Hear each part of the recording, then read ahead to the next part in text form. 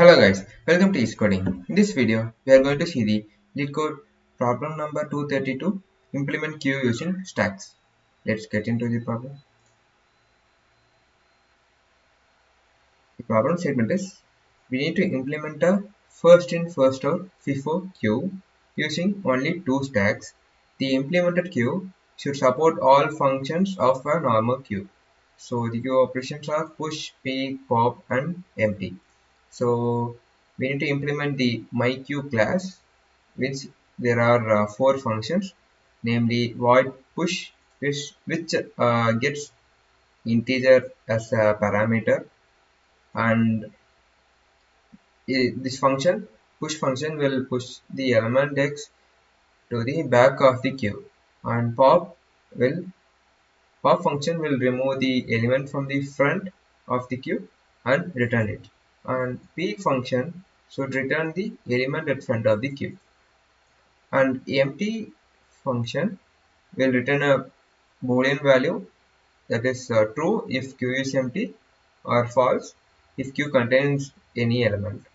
So these are the four functions, and there are some notes given here. So you must use only standard operations of stack, which means to push to top, peek or pop from top, size and is empty operations are valid. So depending on your language, the stack may be supported natively. You may simulate a stack using a list or dequeue, as long as you use only stack standard operation. So we are allowed to use only the stack standard operations like push, push to top, pop or peek from top, size and is empty. So this is all about our problem statement.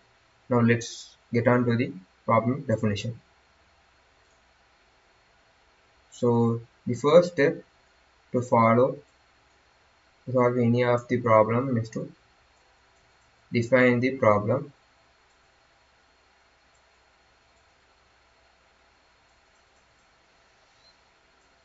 So the input is nothing but queue operation. So there will be function calls. So there are four functions, namely push, pop, peek,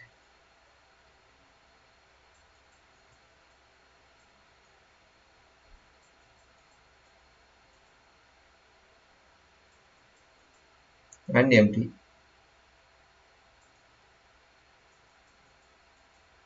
So output for each of the function call is nothing but there is also a constructor in the class which is myQueue. So myQueue will be called first, where we can initialize our data structure. So constructor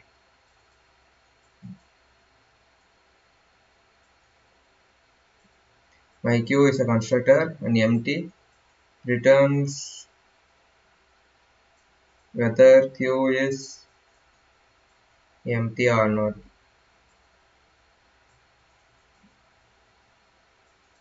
Peek will return top element,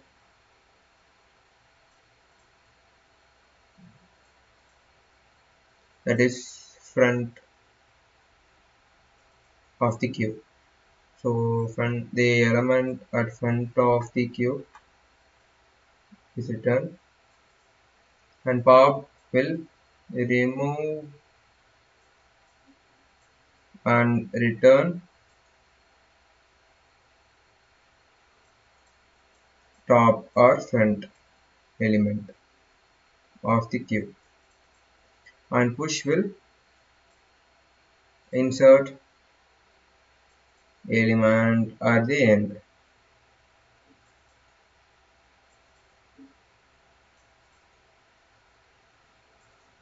end of the queue. So this is all about our input and output. So approach of this problem is, consider we have a queue of any number of elements 1, 2, 3, 5, 6, 7. So we have 7 elements, and we have a stack. So each time when you push the element to the stack, we'll push it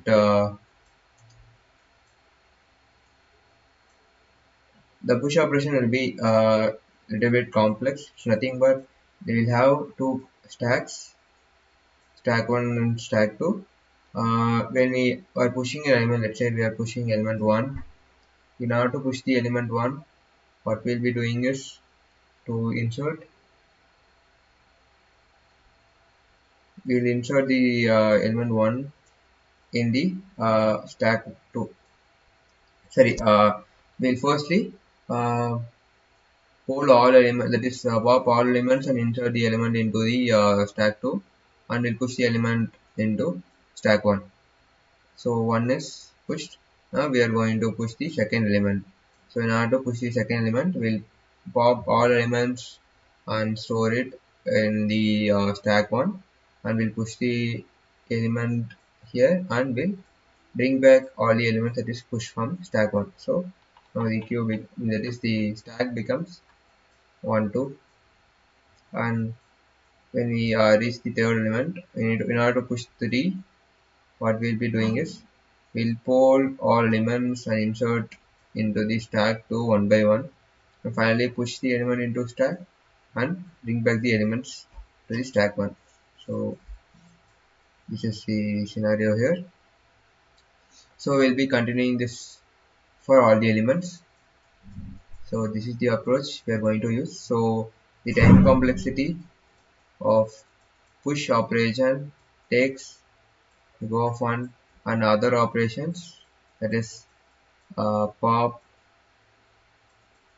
uh, peak, and is empty,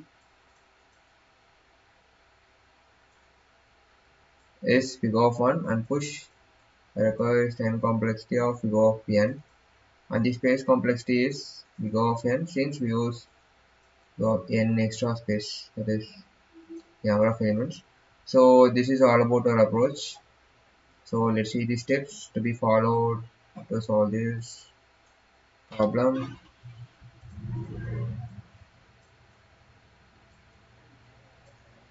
So the steps. So the first step is create two stacks.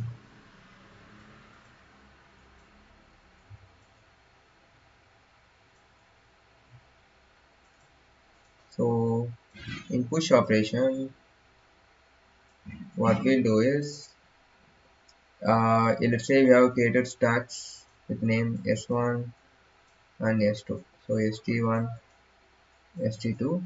So while we have the push operation, we will be getting the parameter that is integer x. So first step we'll do in push operation is push pop pop elements from S1, pop all elements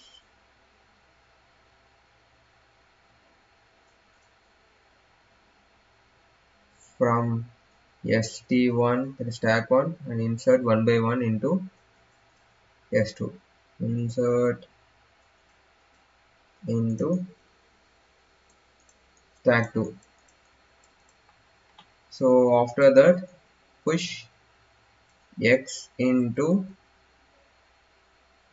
stack 1, that is ST1, and push back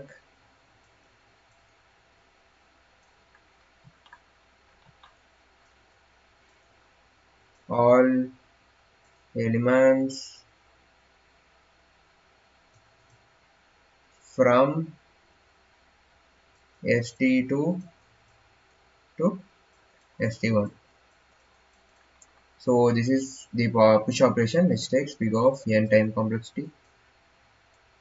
And for pop operation, we'll just remove, that is pop an element from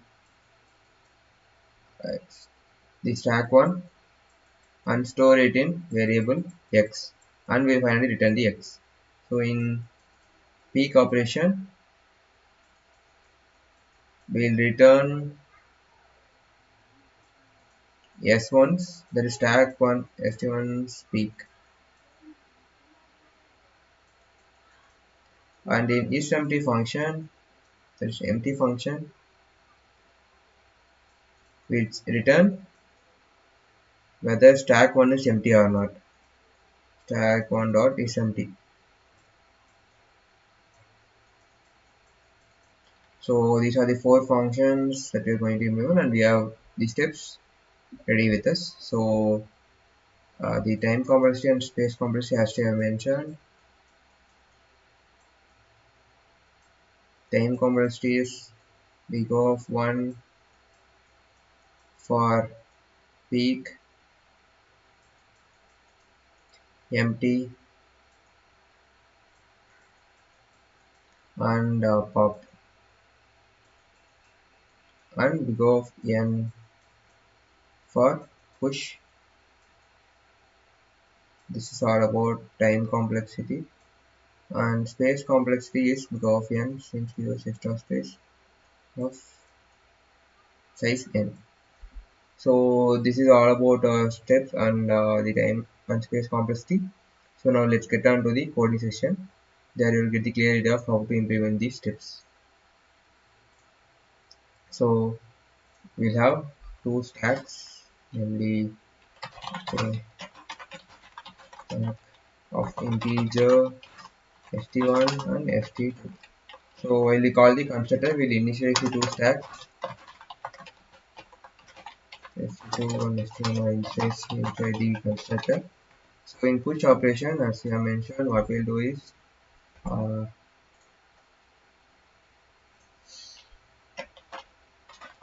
while st1, so we need to check for other conditions. So they have mentioned that all the calls to peak and pop are valid. So we have to verify this because there may be some cases in which if the stack is empty and the pop operation and peak operation are called.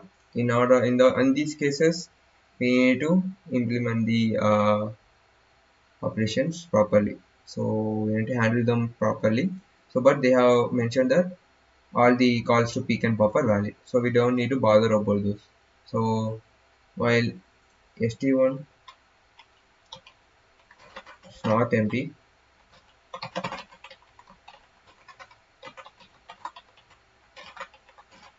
what we'll do is we'll push the element which is popped out of stack 1. So now we'll push the element x into stack 1, and now we'll bring back all the elements from stack 2 to the stack 1. So s2 st2 dot pop. So this is output our push function, and in pop function what we do is we just return st1 dot pop. So in peak function we will return st1 dot peak. The empty function will just return st1 dot push empty. So that's all about the code. So let's check this up.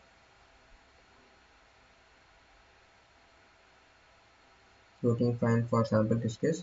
So let's submit it up.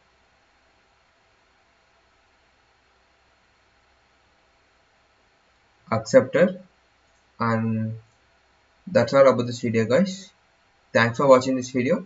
Have a great time.